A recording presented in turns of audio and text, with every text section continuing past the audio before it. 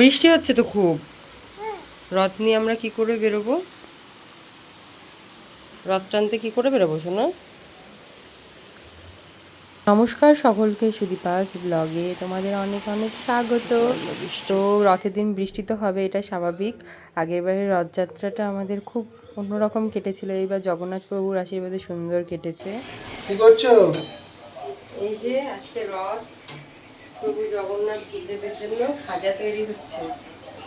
যেরকম পারছি সেরকমই করছি। এই ফার্স্ট ট্রাই করলাম, প্রথমবার চেষ্টা করলাম। সৃজনবাবু একটু করে রেডি হবে আর রথ নিয়ে বেরোবে।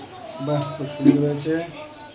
এবার চেষ্টা করলাম একটু নতুন কিছু করার, প্রভুর প্রিয় খাজা তৈরি করলাম। জানি হয়নি, কিন্তু তবুও চেষ্টা করলাম। আমরা এখন যাব রথ চালাতে, তাই না সৃজন? বলো জয় জগন্নাথ। খাওয়াই ব্যস্ত এখন আমার ছেলে। তোমরা তো দেখলেই বিকালবেলা প্রচণ্ড বৃষ্টি হচ্ছিল। এখন বৃষ্টিটা কমেছে অনেকটা। আমরা রথ আগে থেকেই সাজিয়ে রেখেছিলাম, সৃজন তখন ঘুমিয়েছিল। তো আমি তো সেরকমভাবে তৈরি করতে পারিনি খাজা, তবুও প্রভুর জন্য মন থেকেই চেষ্টা করেছি। মন থেকে করলে সব কিছুই সম্ভব হয়। তো প্রভুকে ভোগ দেওয়ার পরে সৃজনও বলছিল, মা আমি খাবো। ওর মিষ্টি জিনিসের প্রতি বরাবরই মানে একটা আকৃষ্ট, মানে খেতে ভালোবাসে ও মিষ্টি জিনিস। তো ঠাকুরকে এইদিকে আমরা পুজো টুজো দিয়ে নিচ্ছিলাম, দিয়ে এবার সবাই মিলে এবছর রথ চালাবো। কি আনন্দ! আগের বছর ওর বাবার পাটা মানে ভাঙা ছিল, একেবারে হাঁটাচলা করতে পারছিল না। এবার ছেলের সঙ্গে বেরাবে, খুবই একটা আনন্দর ব্যাপার। দেখতে থাকো আমরা। জয় জগন্নাথ। তাহলে আসো বাবা, রথ ধর বাবা, রথ ধর। জয় জগন্নাথ বলো সৃজন। জয় জগন্নাথ।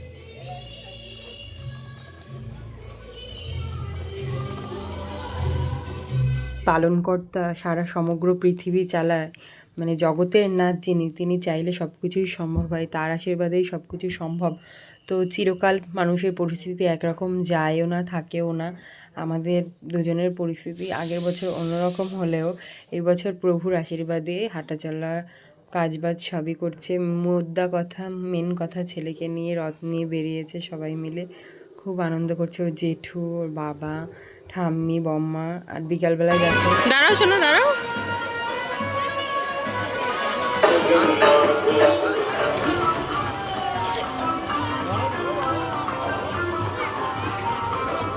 চলো,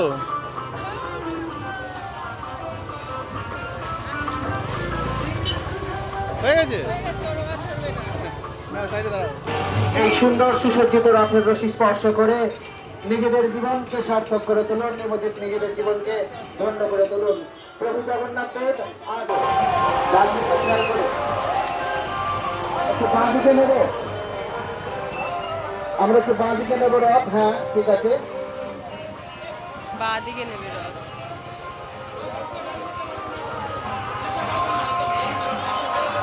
জগতের নাথ তুমি প্রভু গো আমার।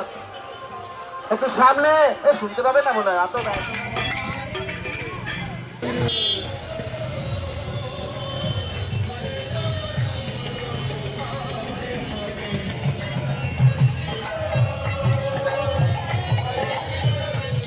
প্রথমে ভিডিওগুলো ছিল মানে সোজা রথের দিন, মানে রথের দিন।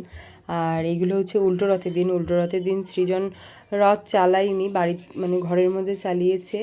আর বিকালবেলা আমরা চলে এসেছি মেলা দেখতে। রথের মেলা নানান জায়গায় বসে, ছোটোখাটো একটা মেলা বসেছিল। তো সৃজনের তো খুব আনন্দ, মেলা দেখলেই কিছু না কিছু রাইডে উঠতে ইচ্ছা করে ওর। তো আসার সময় পাঁপড়ও নিয়েছিলাম, মানে বাড়ির জন্য নিইনি, বাড়ির জন্য ভাজা হয়েছে, আমরা খেয়েছিলাম পাঁপড়। তো অনেকগুলো রথ দেখেছি প্রভুর আশীর্বাদে, দেখো তোমরা।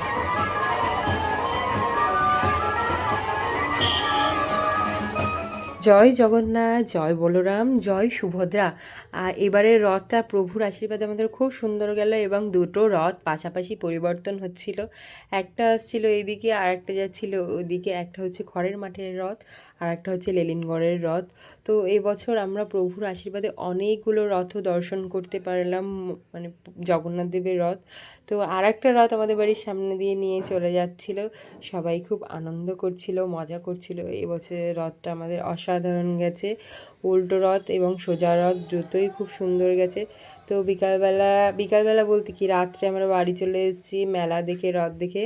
এদিকে বাবা মা দুজনে এসছে পাঁপড় নিয়ে, তো দেখতে থাকো সৃজনের দুষ্টুমি। তো পাঁপড় ভাজা আমাদের খাওয়া হয়ে গিয়েছিল, ওর জন্য তোমাদের দেখাতে পারিনি।